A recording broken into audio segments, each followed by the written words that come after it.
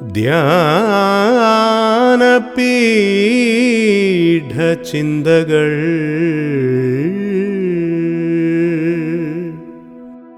ധ്യാനപീഠചിന്തകൾ, a devotional thought for worship. യേശുക്രിസ്തുവിൻ്റെ പരിശുദ്ധമേറിയ നാമം മഹിമപ്പെടുമാറാകട്ടെ. ഏവർക്കും ധ്യാനപീഠ ചിന്തയിലേക്ക് പ്രഭാതത്തിൽ സ്വാഗതം. നമ്മുടെ ധ്യാനത്തിന് ആധാരമായി 115 സങ്കീർത്തനം 3 വാക്യം വായിച്ച് കേൾപ്പിക്കുന്നു. സാംസ് 115 വേഴ്സ് 3. നമ്മുടെ ദൈവമോ സ്വർഗത്തിലുണ്ട്, തനിക്കിഷ്ടമുള്ളതൊക്കെയും അവൻ ചെയ്യും. വളരെ സുപരിചിതമായ ഒരു സങ്കീർത്തനമാണല്ലോ 115 സങ്കീർത്തനം. ദൈവത്തെ വളരെ വ്യക്തമായിട്ട് വെളിപ്പെടുത്തുന്ന ഒരു സങ്കീർത്തനം. അപ്പോൾ തന്നെ വിഗ്രഹങ്ങളോട് അകന്നു നിൽക്കേണ്ടതിൻ്റെ ആവശ്യകതയും വിഗ്രഹങ്ങളുടെ പ്രത്യേകതയും വളരെ വ്യക്തമായിട്ട് രേഖപ്പെടുത്തിയിട്ടുണ്ട്. ഈ സങ്കീർത്തനത്തിൽ സങ്കീർത്തനക്കാരൻ പറഞ്ഞ ഒരു വാക്ക് നാം 3 വാക്യത്തിൽ കണ്ടു. നമ്മുടെ ദൈവമോ സ്വർഗത്തിൽ ഉണ്ട്. അപ്പോൾ നമ്മുടെ ദൈവത്തിൻ്റെ വാസം എവിടെ? നമ്മുടെ ദൈവം ആര്? ഇങ്ങനെയുള്ള ചോദ്യങ്ങൾക്കുള്ള കൃത്യമായ ഉത്തരം ഈ 115 സങ്കീർത്തനത്തിൽ നൽകുമ്പോൾ ഇവിടെ പറഞ്ഞിരിക്കുന്ന ഒരു പദപ്രയോഗം ഈ പ്രഭാതത്തിൽ ചൂണ്ടിക്കാണിക്കുവാൻ ആഗ്രഹിക്കുകയാണ്. നമ്മുടെ ദൈവമോ സ്വർഗത്തിലുണ്ട്, തനിക്കിഷ്ടമുള്ളതൊക്കെയും അവിടുന്ന് ചെയ്യുന്നു. ദൈവം സ്വർഗത്തിൽ വസിക്കുന്ന ദൈവം, ആ ദൈവം തനിക്കിഷ്ടമുള്ളതൊക്കെയും ചെയ്യുന്നു എന്ന് പറയുമ്പോൾ പരിപൂർണ പരമാധികാരമുള്ള ഒരു ദൈവത്തെയാണ് ഇവിടെ നമുക്ക് കാണുവാനായിട്ട് കഴിയുന്നത്. ആരും ചോദ്യം ചെയ്യുവാനില്ലാത്ത, ആരാലും ചോദ്യം ചെയ്യപ്പെടുവാൻ ആവശ്യമില്ലാത്ത, സകലത്തിൻ്റെയും ഉടയവനും സൃഷ്ടിതാവുമായിരിക്കുന്ന ദൈവം തനിക്കിഷ്ടമുള്ളതൊക്കെയും ചെയ്യുകയാണ്. ആ ദൈവം ഇഷ്ടമുള്ളതൊക്കെയും ചെയ്യുന്നു എന്ന് പറയുമ്പോൾ ഈ 115 സങ്കീർത്തനത്തിൽ പറഞ്ഞിരിക്കുന്ന ഒരു കാര്യം ഞാൻ ഇങ്ങനെ ഓർപ്പിക്കട്ടെ. സങ്കീർത്തനക്കാരൻ അതിൻ്റെ 12 വാക്യത്തിൽ പറയുന്നു, The Lord has been mindful of us. നമ്മെ ദൈവം ഓർത്തിരിക്കുന്നു, നമ്മെ ദൈവം പരിഗണിച്ചിരിക്കുന്നു.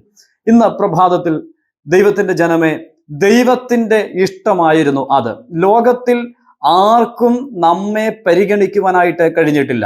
നമ്മുടെ പൂർവ്വ അവസ്ഥ കണ്ട് നമ്മോടാർക്കും സഹതാപവും തോന്നിയിട്ടില്ല. എന്നാൽ ദൈവം ഇവിടെ തൻ്റെ ഇഷ്ടപ്രകാരം ചെയ്തൊരു പ്രവൃത്തി അവിടുന്ന് നമ്മെ ഓർത്തു എന്നുള്ളതാണ്, നമ്മെ പരിഗണിക്കുവാൻ ഇടയായിട്ട് തീർന്നു എന്നുള്ളതാണ്. ഇന്ന് പ്രഭാതത്തിൽ ദൈവസന്നിധി നാം ആയിരിക്കുമ്പോൾ വാസ്തവത്തിൽ നമുക്ക് ഓരോരുത്തർക്കും നന്ദി അർപ്പിക്കുവാൻ കഴിയുന്ന കാരണങ്ങളിൽ പ്രധാന കാരണം ഇതാണല്ലോ. ആരും ഓർക്കാതിരുന്ന, ആരാലും പരിഗണന ലഭിക്കാതിരുന്ന എന്നെയും നിങ്ങളെയും സ്വർഗത്തിലെ ദൈവം ഓർത്തു എന്നുള്ളതാണ്. അത് ദൈവത്തിൻ്റെ ഇഷ്ടം ആയിരുന്നു, നമ്മെ ഓർത്തു. ഇന്ന് പ്രഭാതത്തിൽ നമ്മെ ഓർത്ത ദൈവത്തെ നമുക്ക് മഹത്വപ്പെടുത്തുവാൻ ഇടയായിട്ട് തീരട്ടെ.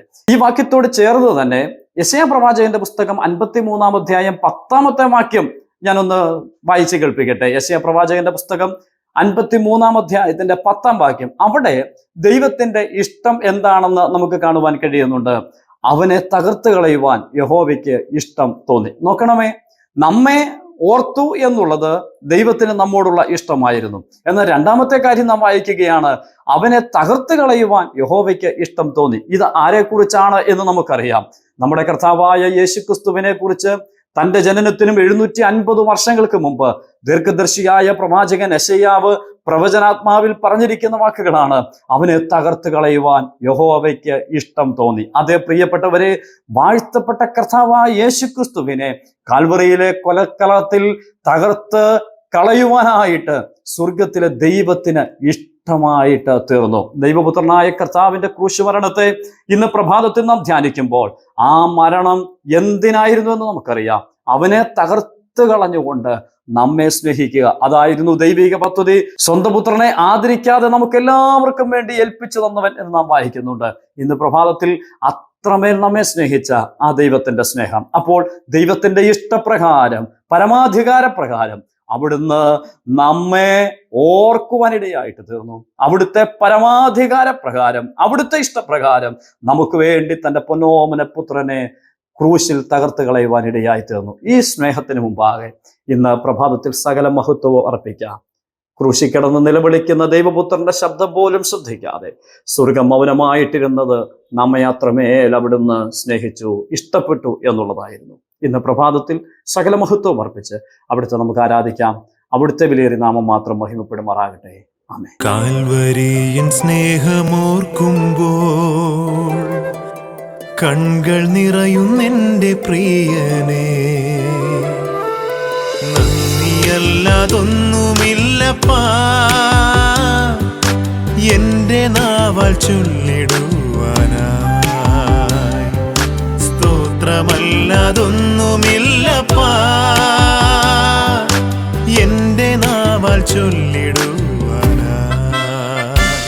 നിത്യസ്നേഹമോർക്കുമ്പോൾ വൻ കൃപകൾ